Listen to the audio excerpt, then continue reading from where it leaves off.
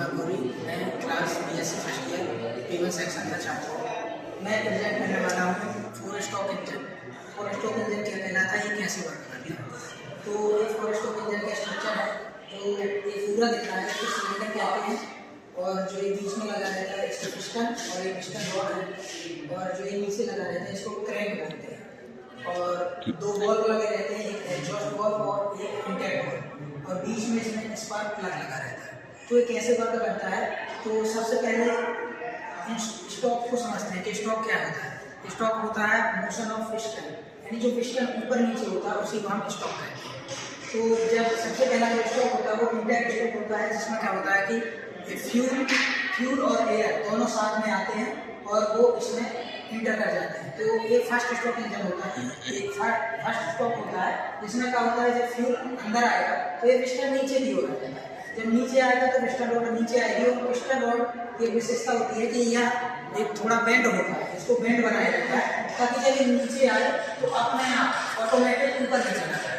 तो जब इसमें इंटेक स्टॉक यानी जब फ्यूल एंटर करेगा तो ये नीचे आएगा पिस्टन, और इसकी रॉड की वजह से ये वापस ऊपर चला जाएगा। तो फर्स्ट स्टॉक हो जाता है इंटेक स्टॉक होता है। और सेकंड क्या होता है कि जब ये नीचे आएगा तो वापस ऊपर जाता है। तो ऊपर जाने में क्या होता है कि कंप्रेस होगा, जो फ्यूल होगा तो उसका एरिया घटेगा यहाँ पर, तो फ्यूल जो कंप्रेस होगा, तो कंप्रेस होने से वह हीट हो जाती है, उसमें हीट उत्पन्न हो जाती है, वो जो फ्यूल होता है वो हॉट हो जाता है। इसकी वजह से क्या होता है, जो स्पार्क प्लग लगा रहता है या इससे क्या होता है कि स्पार्क प्लग छोटी सी स्पार्क उत्पन्न करता है, जिससे क्या होता है जो दूसरा स्ट्रोक हुआ था कंप्रेस, तो जो फ्यूल जो है वो हॉट हो गया था, इसकी वजह से वो फ्यूल जलने लगता है, और जलने के कारण जो पावर उसमें उत्पन्न होती है वो पावर के कारण वो नीचे आता है, क्योंकि जब जलता है कोई भी चीज तो उसका एरिया बढ़ जाता है, तो एरिया बढ़ने की वजह से वह नीचे आएगा। तो इसमें तीसरा स्ट्रोक हो जाता है जिसको हम पावर स्ट्रोक कहते हैं। तो तीसरा स्टॉक होगा, और जब वो फ्यूल जल जाएगा पूरी तरह से तो उससे क्या होता है कि वो वापस ऊपर जाएगा, तो तब क्या होगा उसमें धुआं बचेगा कुछ, तो वो एग्जॉस्ट हो जाएगा और वो उसको एग्जॉस्ट बॉल्व के रास्ते से वो बाहर निकल जाता है, जो एग्जॉस्ट स्टॉक कहलाता है। और इसकी विशेषता होती है कि 4 स्टॉक इंजन कम फ्यूल लेता है, क्योंकि इसमें एक बार पेट्रोल आने से या कोई भी फ्यूल आने से 4 बार वर्क करता है। फर्स्ट इंटेक हो जाएगा, दूसरा कंप्रेशन, तीसरा पावर, और चौथा हो जाएगा एग्जॉस्ट। और ये कुछ इस प्रकार की संरचना इसमें इंटेक स्टॉक जो सबसे पहले फ्यूल आता है एंटर करता है, तो ये इस तरह राउंड हो जाता है, तो पावर से ऊपर जाता है, ये होता है कंप्रेशन स्टॉक, इसकी मदद से फ्यूल का एरिया घट जाता है और वो कंप्रेस होकर हॉट हो जाता है।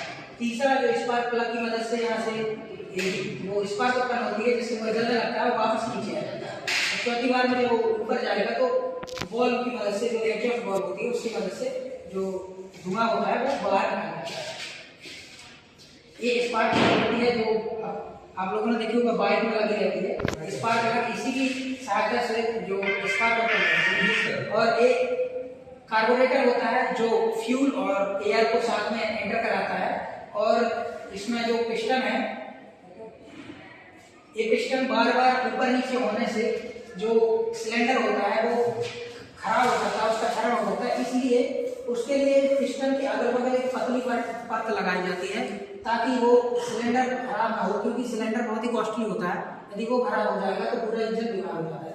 इसलिए इस पिस्टन के अगल बगल में अपनी परत लगाई जाती है, जिससे वह सेफ रहता है और काफी समय तक चलता है, और जब वो खत्म हो जाती है तो नया चेंज करा सकते हैं। और इसके जो ऊपर सिरा है, ऊपर यदि पेट्रोल या कोई भी फ्यूल एंटर करता है तो इससे क्या होता है कि यहाँ से साइड से भी वो फ्यूल निकल सकता है, इसके लिए इसे रोकने के लिए यहाँ पर एक रबड़ लगाई जाती है ऊपर, ताकि वो फ्यूल निकले ना, जैसे कि इंजेक्शन में होता है ऊपर रबड़ लगी रहती है। तो ये 4 स्ट्रोक इंजन होता है और वो इस प्रकार से वर्क करता है। यही डीजल इंजन में भी यही चीज वर्क करता है, और ये हमारा इंजन है। Thank you.